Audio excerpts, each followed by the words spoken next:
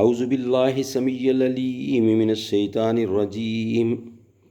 بسم اللہ الرحمن الرحیم یسبح للہ ما فی السماوات وما فی الارض الملک القدوس العزیز الحکیم هو الذی بعث فی الامیین رسولا منہم یتلو علیہم آیاتہ ویزکیہم ویعلمہم الکتاب والحکمہ وَإِن كَانُوا مِن قَبْلُ لَفِي ضَلَالٍ مُّبِينٍ وَآخَرِينَ مِنْهُمْ لَمَّا يَلْحَقُوا بِهِمْ وَهُوَ الْعَزِيزُ الْحَكِيمُ ذَلِكَ فَضْلُ اللَّهِ يُؤْتِيهِ مَن يَشَاءُ وَاللَّهُ ذُو الْفَضْلِ الْعَظِيمِ مَثَلُ الَّذِينَ حُمِّلُوا التَّوْرَاةَ ثُمَّ لَمْ يَحْمِلُوهَا كَمَثَلِ الْحِمَارِ يَحْمِلُ أَسْفَارًا بئس مثل القوم الذين كذبوا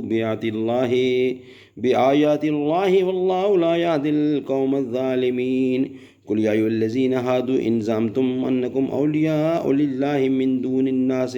فتمنوا الموت إن كنتم صادقين ولا يتمنونه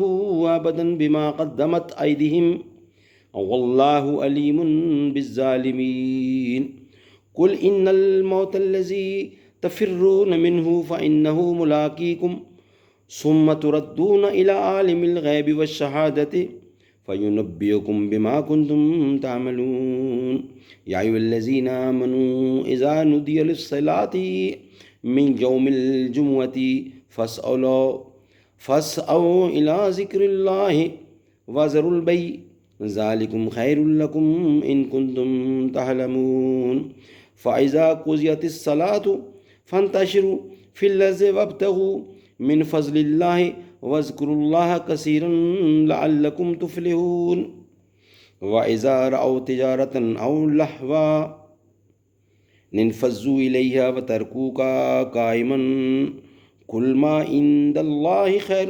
من اللهو ومن التجارة والله خير